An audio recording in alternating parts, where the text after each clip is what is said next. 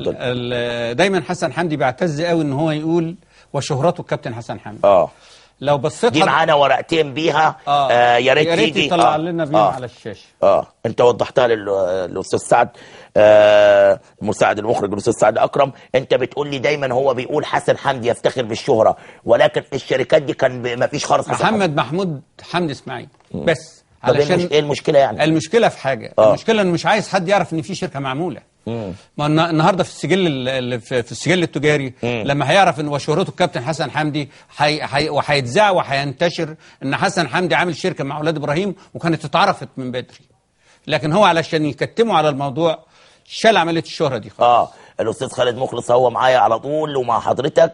هو الاستاذ مصطفى دي القضيه اللي بيطالبني فيها ب 2 مليون جنيه تعويض عن مقال اهو عملته في نشرته. دي من مكتب الاستاذ محمد عثمان محامي الكابتن حسن حمدي، واللي انا بدعوه للرد وهذا حقه.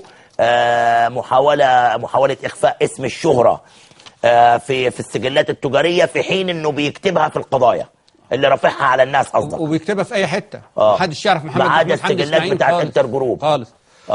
ودي القضيه اللي طالبني فيها ب 2 مليون جنيه. يا ريت النبي حضرتك. ماشي يا استاذ خالد، يا ريت ناخد دي. استاذ دمرداش مصورنا الكبير معاك فورا دلوقتي. دي المقال اللي اترفعت به القضيه اللي معانا على الشاشه. دي مقاله كنت نشرتها في جورنال الفجر. وكلمت فيها عن رحله معاناتي مع حسن حمدي وابراهيم نافع.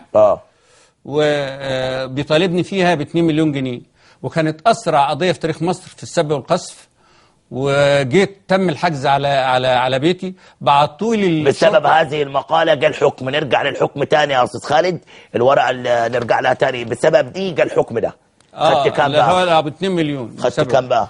في مقاله تانية بقى. خدت كام حكم الاول؟